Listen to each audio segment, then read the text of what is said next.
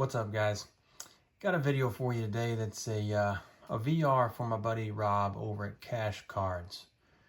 He has hit over 300 subscribers and he's doing a giveaway. And I'm not doing this just for the giveaway. I mean, I'd love to have the Pete Rose autograph card or anything else he's given. That's awesome. But I just want to do this in support of my buddy and really great guy, Rob, over there. So I wanted to do a VR just to support him, but he asked us to make a VR if we're a content creator on our favorite home run and show some cards. So that's what I'm going to do. Now I have several that I could choose from. I could definitely choose the Joe Carter home run, but I just documented that in my Blue Jays video just recently. I could do the 66th home run of Sammy Sosa in 1998. I was in the Astrodome. He hit 66 and he went ahead 66-65 over Mark McGwire with that blast. He would end up obviously losing. Mark would hit 5 more. But I saw his final and 66 home run and he crushed it into the black seats. One of my greatest memories.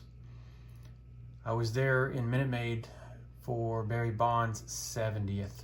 We walked him all series, spent all this money going to all these games. We wouldn't let him hit anything. Final game, he hits one into the upper deck, number 70, to tie Mark McGwire. Obviously, he would hit 3 more. I could do 2022. I was in the stadium when Yordan Alvarez hit one to the moon, over the batter's eye, to win us the World Series against the Phillies. One of my best memories in person ever. But that's recent. A lot of people know about that. So I'm going to do a different one. I'm going to go back to a day in 2005. Astros and the Atlanta Braves.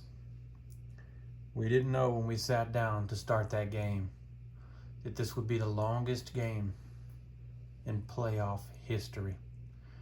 It would go 18 innings in 5 hours and 50 minutes. Essentially, we played 2 games within 1 game. Tim Hudson of Hudson Zito Mulder A's fame had gone to the Braves. He pitched 7 strong with 3 earned runs. On the Astros side, we had Brandon Bakke. Here's an autographed rookie of Bakke. He only lasted 4 1/3, allowed 5 earned runs. But he was the starter in that game. The Astros only scored 1 run on a sac fly in the 5th inning.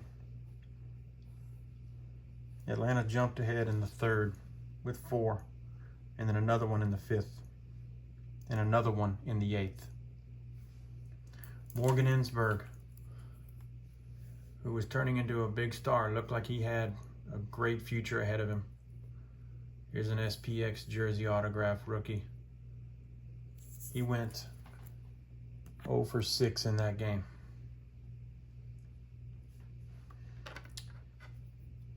Craig Biggio went 0 for 7 in this game. Here is a very rare PSA 9 of his 1989 Panini Stickers rookie. Very tough to get a 9. But I wanted to show that because it's a lesser known rookie card and something you might not know about or might not have seen recently at least. Jeff Bagwell was mostly hurt by that time. He had 1 pinch hit appearance in this game. Here's his 91 Classic rookie card. Another 9, another one you don't see all the time, but certainly more common than the Panini stickers.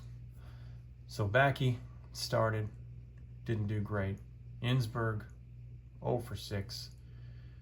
Biggio, 0 for 7. Bagwell had a pinch hit appearance and went 0 for 1. So none of these guys helped us out during this game. And it kept going. Get to the 8th inning. Looks hopeless. 6-1 Braves in the 8th inning. Almost no chance the Astros are going to win at this point. And then we would go back to Atlanta and risk losing the series. Until the 8th inning, the bases got loaded. And this gentleman right here, Lance Berkman. This is his best card. 97 Bowman Chrome International Refractor Rookie and a PSA 9. Beautiful card. Love these with the flags. Lance Berkman stepped up to the plate and he hit a grand slam. It was now 5-6 in the 8th inning. Complete pandemonium in the stadium. Me and my dad were there with some other folks, and we finally felt some hope.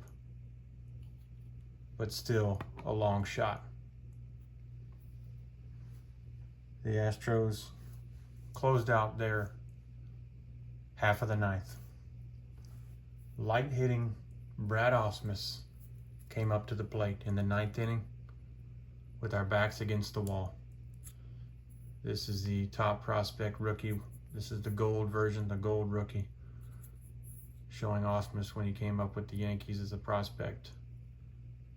But he was our catcher. You may know him as a manager and stuff these days. Brad Ausmus steps up to the plate. He doesn't hit home runs. He's a light hitter, not a good hitter. He's just known for being an amazing catcher and had a great arm and could throw people out at second as good as any. He steps up with our backs against the wall in the bottom of the 9th, and he hits a solo homer to left center. Place goes insane. We tied it up 6-6.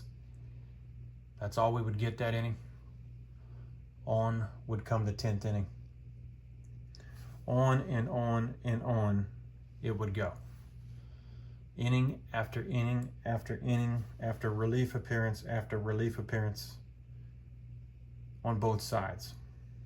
Nobody would score for a whole another game.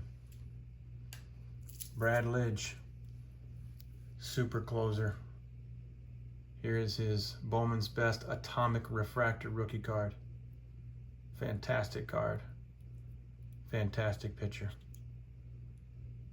Of course, he would later allow that home run to Pujols, which prompted me to sell my Bowman Chrome autograph Pujols. Another story for another day. Beautiful card. Brad Lidge was awesome. Went on to win with the Phillies. This is a picture of me and Brad at a baseball banquet the next year. Super cool. But Brad Lidge pitched in that game. We started running out of relievers. We didn't know where to turn. And a huge hometown hero did something we didn't expect. Up on the Jumbotron, everybody looked up at the screen, and it showed someone in the bullpen. None other than Roger Clemens.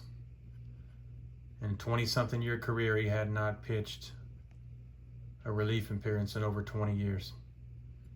This is a really cool All-Star Game card from 2004. It has Nolan and Clemens on it. Really like this one. That scratch is on the case.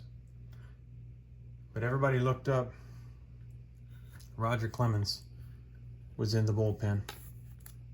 And when it went up on the Jumbotron, we all went crazy.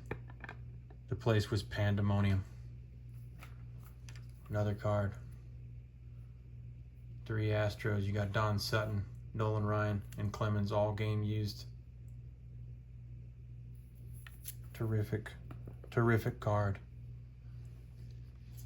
Here's a helmet, a mini helmet, signed by both Nolan and Roger. So Roger Clemens, after 20 years of not making a relief appearance, comes into the ball game. Complete pandemonium. The place can barely contain themselves. And he comes in and he pitches 3 shutout innings. Couldn't have possibly asked for any more. He allowed 1 hit. Roger Clemens allowed 1 hit in 3 innings. Struck out 4. And was our hero once again. Roger Clemens was the man.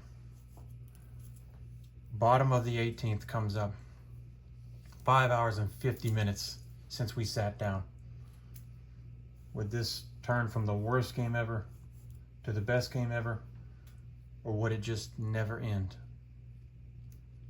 Then in the bottom of the 18th, with our backs completely against the wall, this man stepped up to the plate. His name was Chris Burke, and he never hit home runs. But Chris Burke stepped up in the 18th inning, me sitting by my dad, the whole crowd wondering what was going to happen.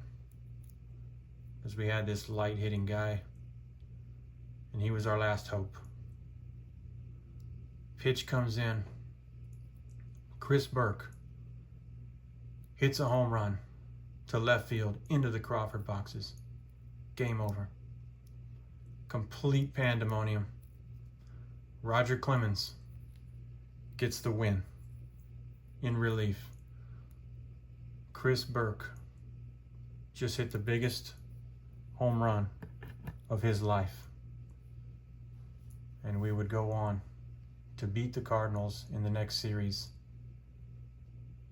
and go to the World Series for the first time. I'll link a description of a video detailing some of this that is fantastic, and that way you can hear the call. I didn't want to put it in here and risk having a copyright strike, but I want you to hear the call. And that call was by none other than Hall of Fame announcer Milo Hamilton. Met him several times. Voice of the Astros. You may remember him most for Hank Aaron's home run. There's a new home run champion of all time, and it's Henry Aaron. That was Milo Hamilton.